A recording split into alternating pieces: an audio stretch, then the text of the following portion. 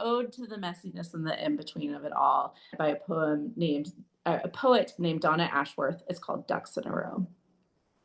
I do hope your ducks aren't in a row. I pray your eggs aren't all in the same basket, and I definitely don't wish your ship to be tightly run. Life happens in the space between perfect and free, and joy cannot slip through cracks if there are none, nor can love grow wildly in a garden that's paved without a weed in sight. Growth needs a mix of battering rain and pure, unfiltered sunlight. Messy is holy, and free is the prize. Breathe out that stifled sigh and lie, hand on your beating chest. You came here to rise and rest amidst the eggs in many baskets, and ducks waddling as they please, cares all flowing wildly as they must into the breeze.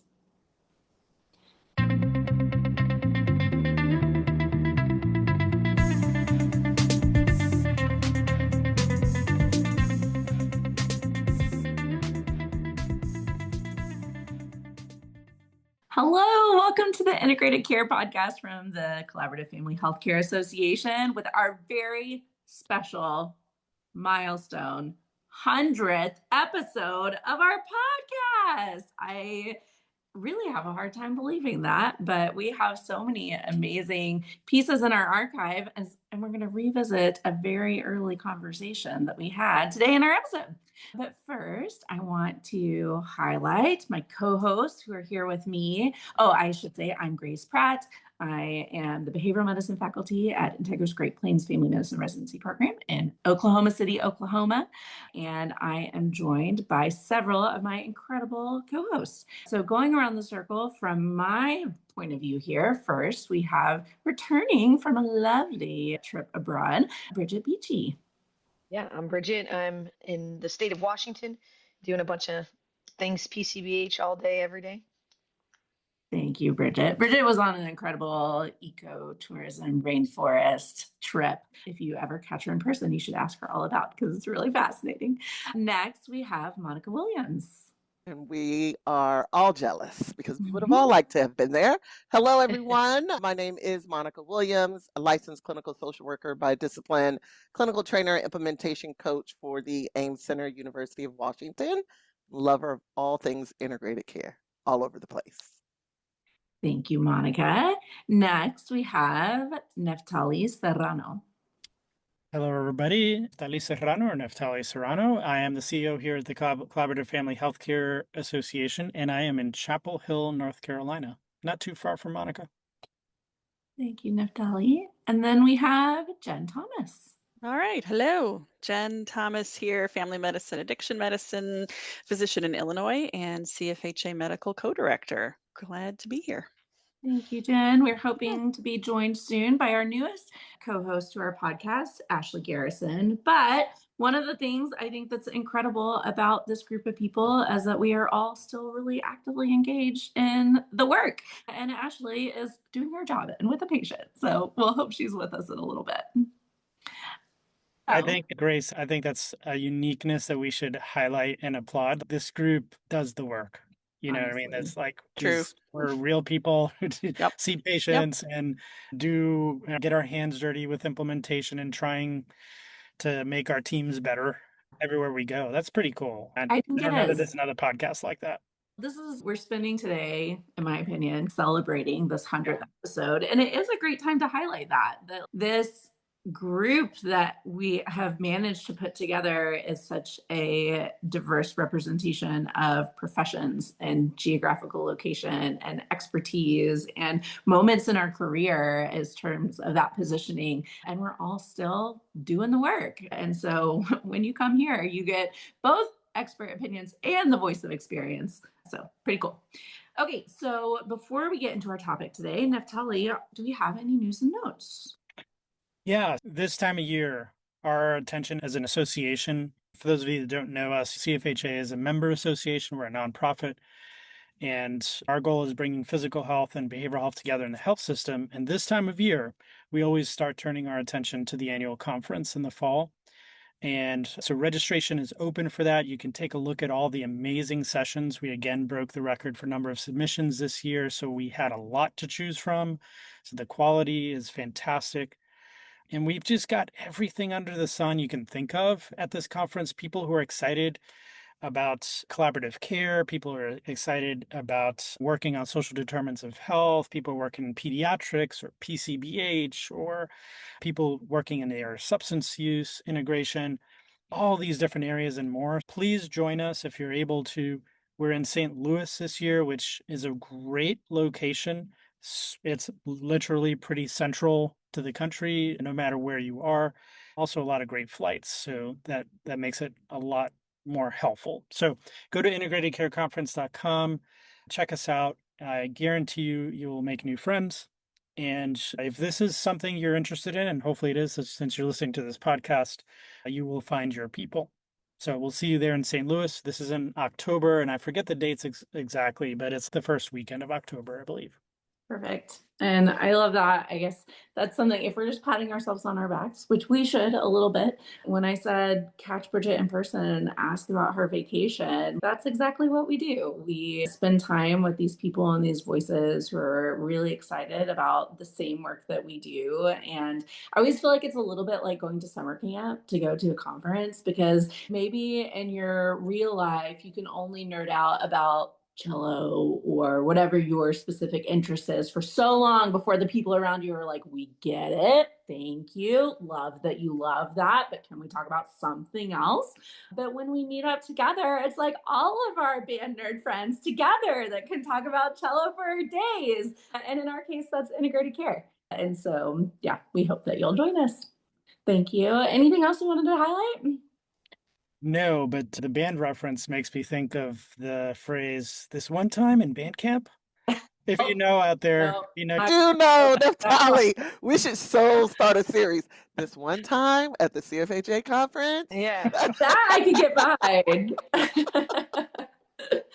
Okay, so we are recording currently our 100th episode of our Integrated Care podcast, which is so incredible. And I just feel so thankful to be here. And we do have a topic to talk about. We're going to talk about models and fidelity to models, or lack thereof, and what's okay and what is the range. And I think it's really interesting because we actually, so I was looking back at our history a little bit because I love to go back.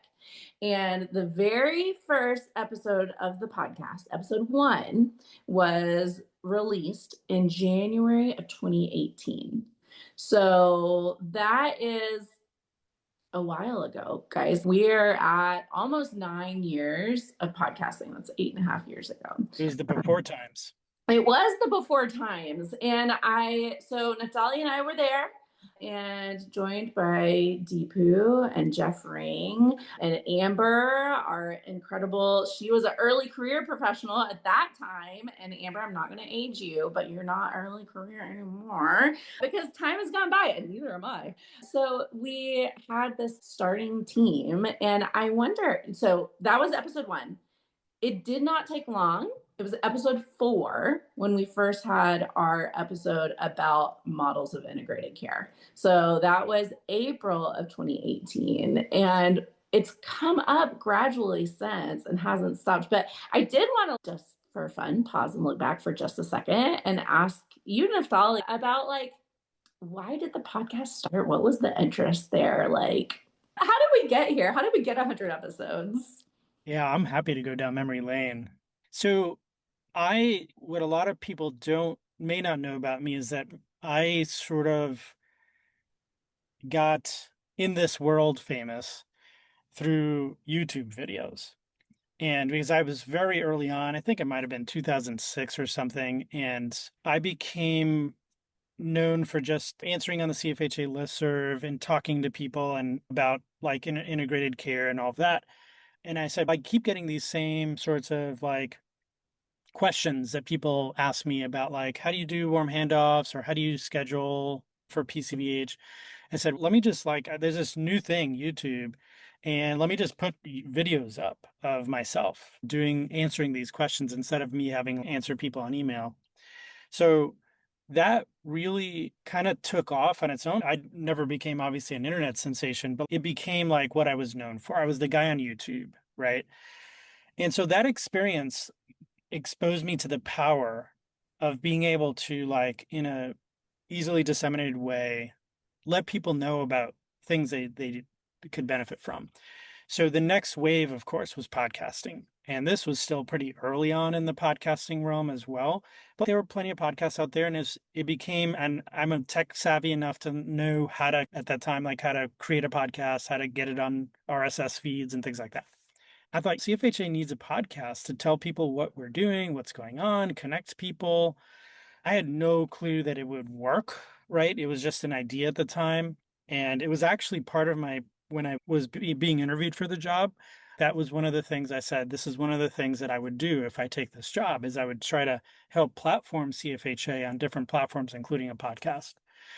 So that's how it came about. And then what I did was I said, we want to do the CFHA style, make it as member driven as possible, not just the usual suspects talking in a room together, right? And so I put out a call to the listserv and said, hey, send me, I think, like a 1 or 5 minute sample of like you talking about a subject. We'd like to have you on the podcast.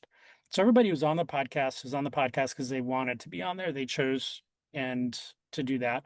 And I will say this, Grace, when I heard your voice the first time, I was like, yes. It was like immediate, 30 seconds in. I was like, this person has a great voice, knows what she's talking about. She's going to be on the podcast. It was like not even a close thing. So I remember distinctly that recording that I reviewed. Well, And then the that's rest is history. Yeah. Yeah, that's very kind of you to say. I've always assumed there were only 4 applicants, and so I kind of No. stumbled into the role. Yeah, so I remember when it came out across the listserv, and my first husband, I don't know, my husband at the time, saw the posting and said, hey, you love podcasts. You should apply for this. Because I do. I remember, so I was a very early adopter to podcasts. It was like 2009, and I had iTunes, and I was like, what is this? And what is all this free content? What?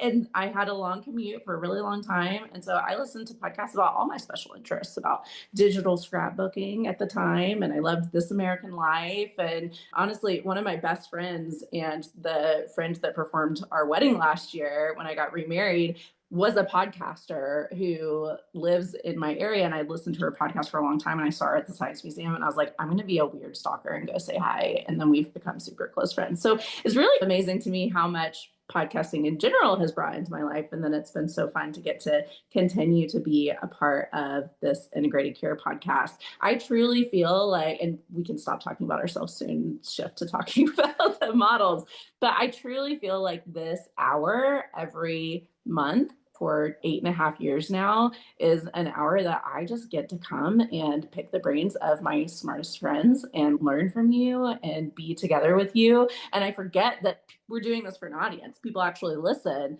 until I'll be somewhere, usually at a family medicine conference, and someone will say, oh, I know you. I listened to the podcast. I love the podcast. I'm like, oh, I totally forgot that people listen to that. Thanks for hanging out with me and my friends. And so it's just so fun. And I think over the years, obviously, we have added such incredible people to our team as people have come and gone and then come back again, as in Deepu's case. And we've covered so many amazing topics. I think a lot of the things that we talk about are really perennial in terms of we cover both clinical topics, and there are specific episodes that I send people to listen to all the time. My students, my learners, my residents. We recorded one episode years ago now called Your First Day of Integrated Care that I specifically was like, hey guys, I need something that I can make my students listen to. Can we record this topic? And I still use it. And I think there's so many things to look back to, but also so many things to look forward to. So if anybody else wants to chime in about a specific memory or something you want to highlight or celebrate about the podcast, please do, just because I'm so glad this is the way that I know all of you. Yeah, it's pretty awesome. And I just also want to point out before you guys chime in is just if you look around, just the interdisciplinary nature of who we represent, right? So we've got Grace, LMFT, Bridget, Psychology, Monica, LCSW, Jen, Family Medicine and Addiction Medicine. Ashley has joined us now as well in nutrition. So yeah, you can't get any better than that. Anybody else want to have a specific podcast moment to share, or should we switch I gears? don't have one, but it makes me want to go. I'm like, oh, I should have gone and listened to episode 4 before we had this talk today, I right? know. Just to see the difference in how we talk about things. I recall oftentimes with former colleagues that were doing work in integrated care. Mostly we were doing expert and PCBH stuff, and then collaborative care came out, and it was like, eh. And I just remember having these early conversations. I don't know. We'll see how it lasts. Blah. And then now I look at so many organizations that are doing multiple models and variations of models that it's just, I don't know. I like to see the progression on how we were talking back then to how we're talking now. I wasn't there for episode 4. I didn't come on the podcast until 2019. So I wasn't there in the very early stages. But boy, do I feel like, oh, it's been 8 years. I didn't even think about that. But it'd just be good to see the progression because things do change a lot and we have to change with the times. And so it'd be interesting to do a little comparison. So I'll go back and listen to 4. That's your homework. I'll take it. For sure.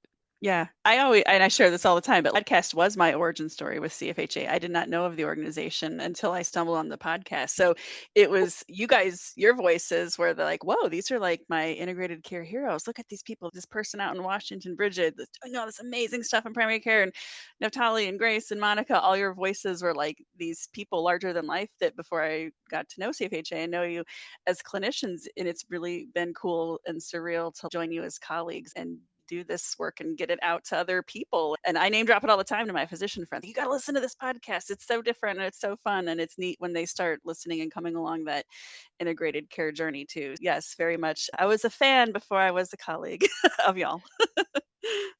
Hopefully we lived up to You do. what you're great. And then some. To the Bridget, hype. your Did we voice. live up to the Yes. hype? That's what I Bridget always, said. Bridget, you have the best voice. I'm like, oh, she's got this great Brandy Carlisle, wonderful, smart, and just such a powerhouse. And I was like, I gotta meet that chick.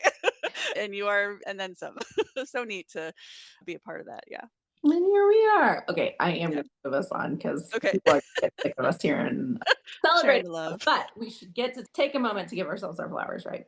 Yeah. So let's talk about models. There has been, I think, some shifts in the conversation over time as one of our podcast episodes, looking back, is called The Integrated Care Model Grows Up. And I think some of the reflection of this change over time is the ways that we talk about and utilize models, but also the ways that we talk about and utilize models have brought us to the point that we are.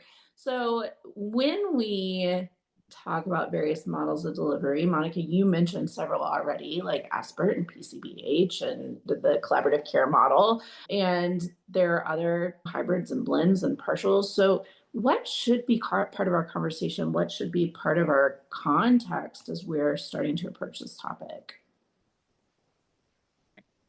I think for me, one of the reasons why I raised this as a topic for today is because part of what I'm seeing is it's actually the minority of clinical sites that are running models to Fidelity.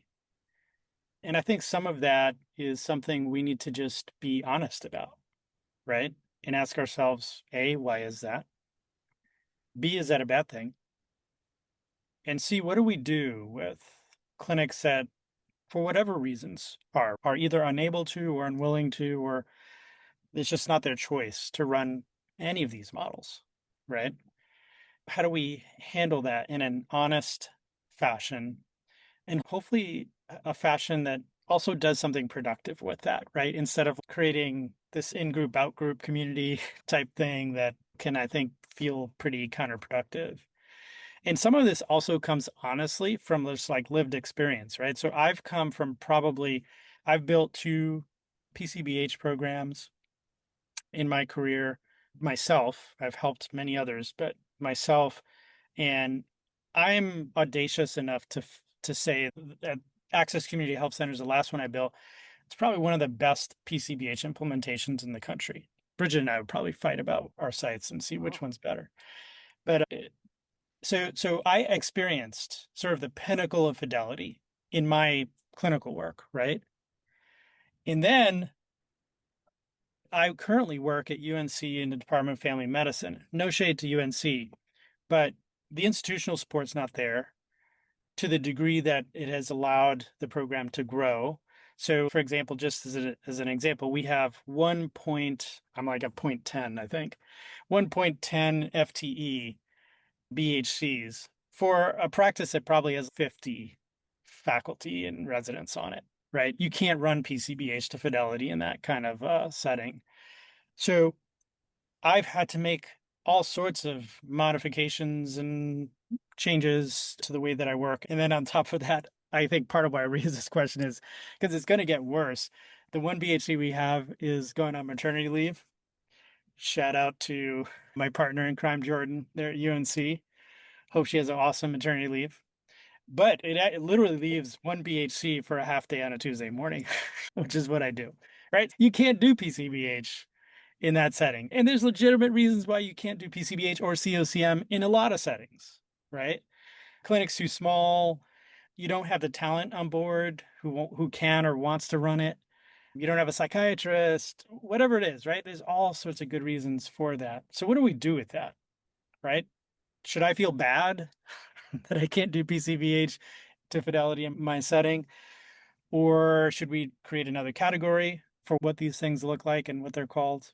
That's a question that I'm kind of raising here. Help me feel better, guys. I don't know how we help you feel better, but that's just the reality of this that we're in. And when we talk about integrated care, and yes, we have to give the core tenets to individuals about what models and things are, but I talk a lot about the spirit of integrated care because that's really what it's about. And every clinic doesn't need the same thing. So if a clinic decides, hey, we're going to do collaborative care, but we're going to do it this way, we're going to hire all outpatient. One time, what did I hire? I can't remember exactly what her credential, occupational therapist, shout out to Kelly. We're going to hire all occupational therapists. I hired a behavioral health occupational therapist as a behavioral health care manager. It was frowned upon by some who talk about fidelity, right? And I'm like, but at the end of the day, the core tenets are there. We have a registry, we have a person, we're working with the medical provider, we have a site consultant, we have the core team is there. Okay, moving on, right? Like we're doing what's best and what fits our organization at that time. And sometimes it's not all glitz and glam. You don't have enough staff. There's a whole bunch of things we can talk about in terms of just healthcare system in general for why when you're in leadership you have to make some of the decisions that you have to make that might not be what you would want to do from a clinical standpoint, but you have to from an operational or leadership standpoint, right? So I think there are core tenets to models to follow, be aware of, understand the spirit of, but at the end of the day, you're doing what's best for your provider, who is actually your first patient, and the patients within that clinic. Yeah. Yeah. And Neftali, actually, to quote you, so I don't know, this might make you feel better to be quoted back to yourself. I feel That's like it should. Yes. my adult children do that to me now all the time. So that's Oh, yeah. I was going to be like, Bridget, if you could say Neftali circa 2017 I know. said. No, I got a couple of them. And first of all, like CHCW as a whole, we wouldn't exist without access because the PCBH implementation guide that you did in 2013, a huge way in which Dave and I set up CHCW was based upon your book. First of all, I'm going to give you your flowers in that way. So hopefully that makes you feel better in that regard. And second of all, I think that you had said once that when you're going to go and set up something, you need to start with what is the mission of why that entity exists. So why does that organization as a whole exist? And then what goals is it trying to accomplish? And then you work backwards from there. And so whatever integration you end up doing is going to be highly contingent upon the organization, why it exists in the first place, what is its mission, where is it going, and then how does it see what problems are the integration trying to address or solve. And yeah, we really can't say that something is better than another one. And based on your context that you're currently at, you're not going to be able to solve the problems that most of the time PCBH gets incorporated for in that perspective. And Dave and I do all of our consulting. And a lot of times we hear the context, because that's always where we start, is the organizational context. Why does it exist? What are you trying to accomplish? And then looking at the resources and saying, you're not going to be able to do that goal, achieve that goal based upon this current resource. So what can you do to help work towards it? And so I just wanted to quote you back, that lives in my brain. I utilize it all the time. It's actually the foundation of the PCBH implementation lab that Dave and I do. It's the very first one of our sessions. Like the very first one that we do is identifying, what is your organization? Why does it exist? What is the mission? And then what is the integrated care trying to accomplish? And then everything that happens after that is going to be based on core principles. And I have now swapped out, I don't even use a slide that says PCBH is 30-minute visits versus 50-minute visits, that PCBH is 1 to 4 visits versus specialty is ongoing. I don't use any of that anymore, because to me, it's about core principles and understanding what we're doing. We don't have visit caps in our PCBH, because that doesn't help us get to our goal that we're trying to get to. And I really think the 1 to 4, the 1 to 6 is descriptive of what happens with patients, not prescriptive and telling people what to do. So I think those things would get conflated often, is prescriptive versus descriptive of what happens versus what you're aiming for. So a lot of that gets lost and becomes myth, because all the people that I know who created the PCBH model, Patty and Jeff and Kirk and Neftali, it was never meant to be 1 to 4. That's just what shakes out. It doesn't mean that you get to 4 and you say you can't do PCBH. So whenever I hear people say, I'm not doing strict PCBH, I'm like, just so you know, that's not strict PCBH. That's not even what PCBH is, but how are they supposed to know all the history? But I just kind of die inside and then meet them where they're. But I think that prescriptive versus descriptive, like that right there, is exactly what I'm talking about when I'm talking about like core tenets and the spirit of, because I used to be one of those people in the early days of, nope, here's what we're doing, organization. This patient gets 6 visits. That is what we did. And even at a point in time that feels very long ago, when we worked at Center of Excellence for Integrated Care in North Carolina, we would use this MEHAF screening that talked about like where people were on the continuum. And one of the things on there was about like 1 to 6 visits. Is your clinician doing 1 to 6 visits? And so I think this is where like the tenets start, and they're not a bad thing, because it does help people to form like, hey, what you need to be doing. But I think what happens is then people get locked into it. And then people start to tell other people, you're not doing it if you're not doing it just like this. You're not good at, like, it is. I think that's what I think about too, is attitude of, I think it's a old proverb that perfect is the enemy of good. And if we're like, this is it, and it's not, creating these in groups and out groups and telling people, here's all the things you're doing wrong. And it's such a parallel process when I think about the work that we do with our patients. And we're not going to have someone come in and say, yeah, I took my blood pressure medicine 28 days this month out of the 30. And we're like, you're not taking your blood pressure medicine. You're not doing it right. What in the world? And so, and I, to be generous, maybe, I think some of it is that we often have higher standards for ourselves than we do for the people around us.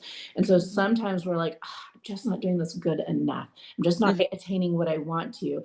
But the lived experience, I think about the maturity that comes with being able to see nuance, or being able to see nuance that comes with maturity, comes to play here too. Because I don't think you can do this for any amount of time before you see your 1 to 4 sessions, and then you have someone sitting in front of you, and what you're going to say to that person, no, we do PCBH, so we can't see you anymore. That is not the move. That's not the vibe. No. It's about people and the connection.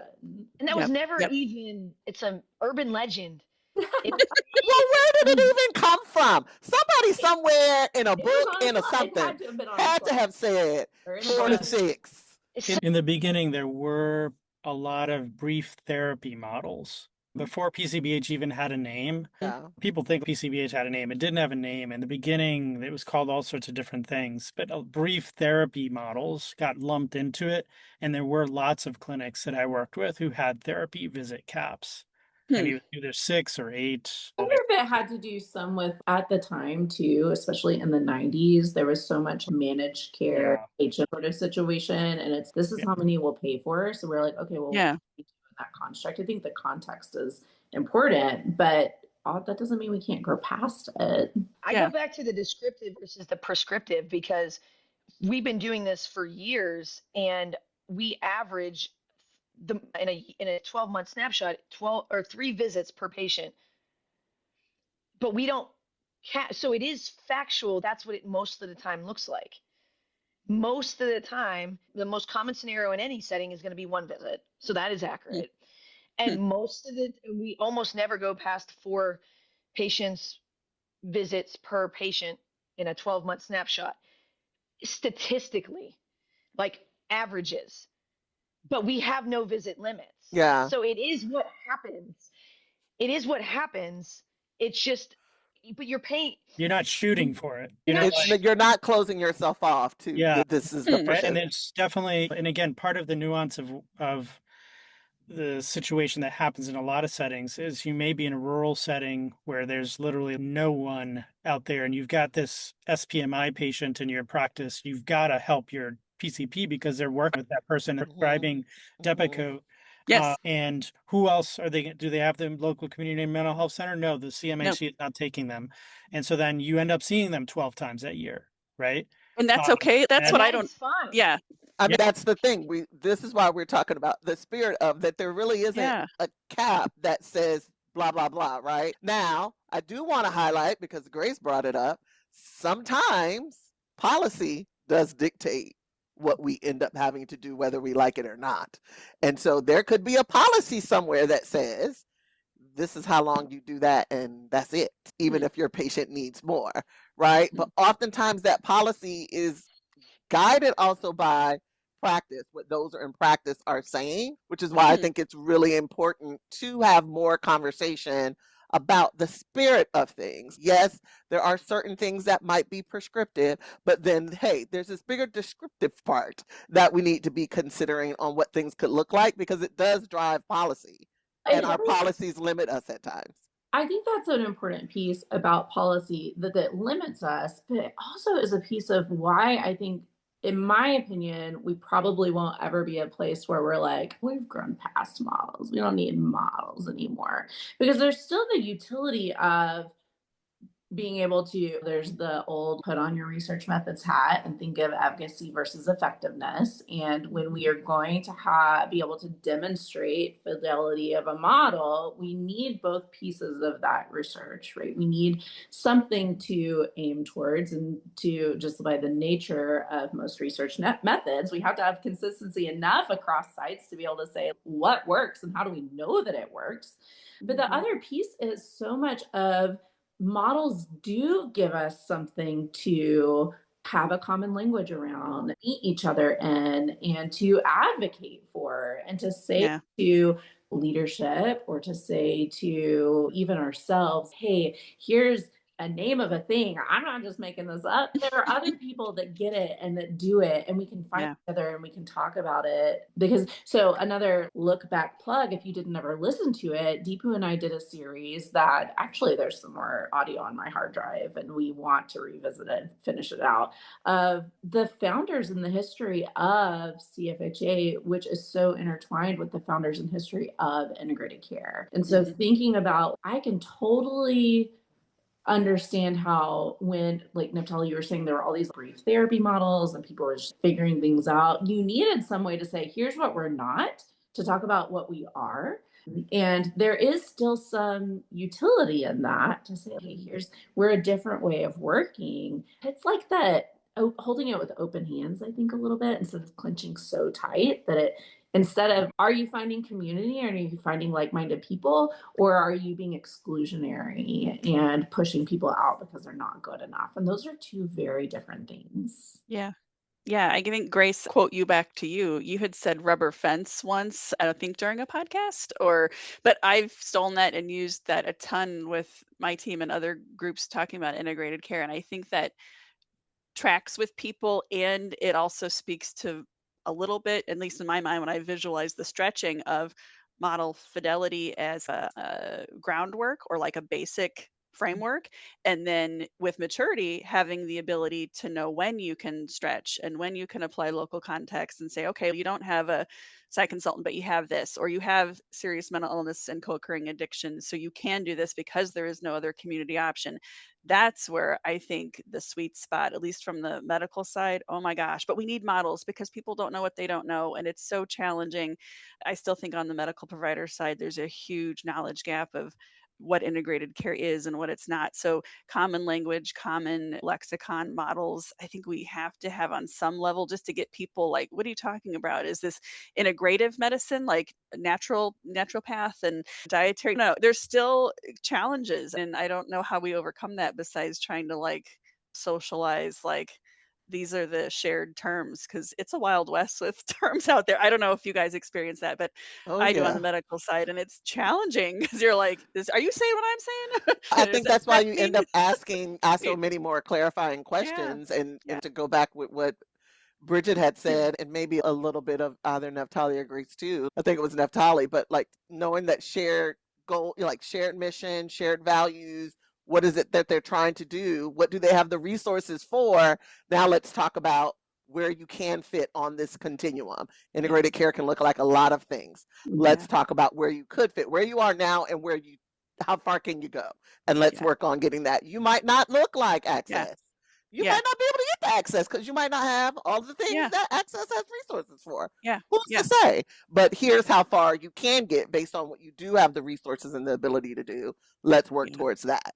I never met a metaphor I didn't love. And as you guys are talking, I'm just imagining, like, I was in Colorado last month and a friend of mine is like planning to climb Pikes Peak, which is not a goal that I personally have.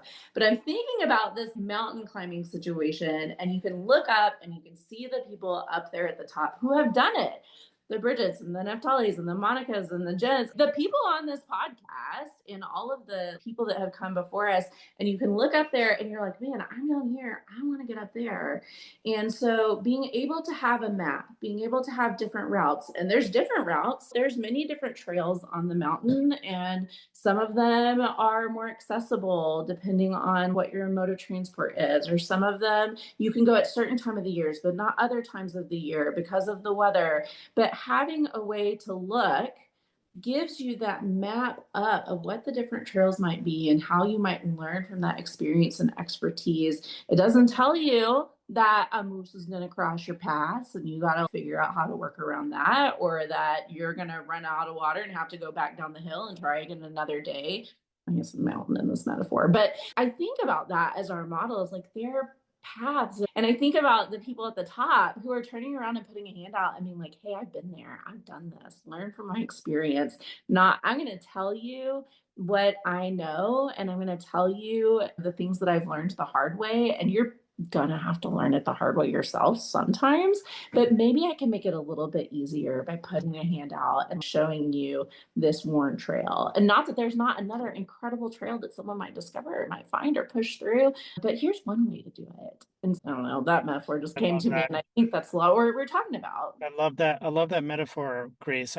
We have on our website the integrated care tree as a metaphor, and I might task Liana on our team to change that to the integrated care mountain and chart these paths. I love that multiple path, multiple ways metaphor. That definitely helps. I want to get Ashley in this conversation because I'm curious, Ashley, for you, what you're hearing. You're the newest one, right? You weren't here at episode 1. You were here in episode 90, I think.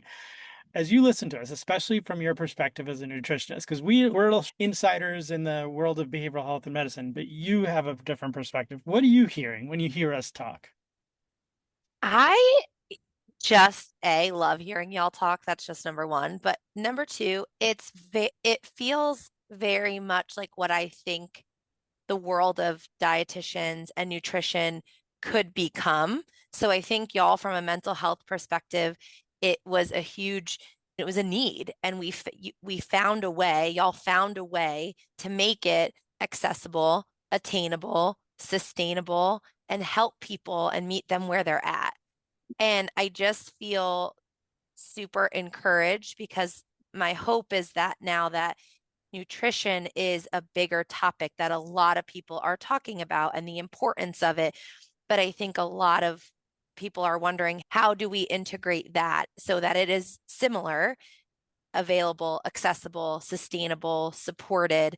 And so I like to think I'm one of the ones that's starting to help with that. I think, especially my world is pediatrics. And so I think in the adult world, what I've seen, it is more accessible or more attainable, but specifically in the world of pediatrics, it is not. And so it gives me such hope. And Grace, your metaphor, I'm sitting here shaking my head because I'm like, okay, like I'm paving one way, and that might not be the way that's great for everybody. But I'm also, we had a call just a couple of weeks ago, myself, Dr. Boylston, and Miranda, who's our manager of care transformation here, with another pediatrician's office who essentially said, you're doing this. This is great. We don't have the resources to hire a full-time dietitian right now, but what can you teach us that our nurse practitioner can teach the patients, and just get it going and get it started? What things have y'all been doing? And so my hope is that the world of nutrition will follow suit. And I'm hoping I'm the voice that's the newest voice, but the voice that's bringing that to light to, hey, there are so many similarities, and it's going to be a long haul, and it's going to be a lot of learning and moose crossing the path that we weren't expecting, but I think it's attainable. And so I'm just excited to hear that there are people at the top of the mountain, Yeah. and I think one day I'll get there. Right? I Yeah. feel I'm in the middle of the road right now. Yeah. But then to be able to reach down and help others to Yep. do those types of things. Yeah. And I think that's what I love so much about CFHA is everyone is welcome on the journey, whether you're starting or middle or at the top. And sometimes in the real world, yeah, it's cool to get to the mountaintop, but it's also like chutes and ladders, right? I've arrived, and then bam, right? New leadership, new CEO, turnover, and you're like, woo, back to start, right? And that's okay. So it's great that we're all here. It's great we're all at the conference. If it was just a conference of mountaintop people, we'd be like 10 of us sitting around, be like, yeah, we did this, done, and it wouldn't be relevant to real primary care, right? Because real primary care is messy, and it is hit you in the balls and start over again of dang, that was great. Now we're back to square one. And that's okay. And I think that's what's so cool about the integrated care spirit, Monica, is just like, hey, keep going. This is supposed to be messy and tough, but it's totally worth the effort. And shout out to the people who might not be able to make it to the conference, right? October the 8th through the, I don't know what it is, 10th, 11th. But nevertheless, neither here nor there. The other great thing about CFHA and all of these individuals that you can meet at different parts of the path that are heading up the mountain there is our SIGs and our committees that we have. Many of them are membership based, but all of them are not. But it's an opportunity to connect with other people that have similar interests around particular topics and those types of things. And when you're stuck, the number of times that someone's, okay, I have compliance telling me A, B, C, and D about billing, and we're like, yep, we've heard that. Show them this, or send them there, or try this. The amount of times that you can get an answer or some guidance, or at least what I like to call an amen corner, from other people that are in the same space, from the SIGs and the different committees that we have, the work groups. So it's another great way, even if you can't come to the conference, to still connect with what I call my people. Yep. Who knows? One day there could be a spin-off podcast for nutritional integration. Yeah. Amazing. Yeah. Woo. Yeah, I mean, I think that, and I feel like Neftali, you're the first person, so I'm gonna quote Jen, quoting you, that primary care is so messy. And then I think this is what makes all this so difficult, is the nuance of it. And I tell our interns that for at least 1 year, at least the year they're here, all you're going to hear me do is talk out of two sides of my mouth. In some ways, I'm going to say, hey, don't worry about the model.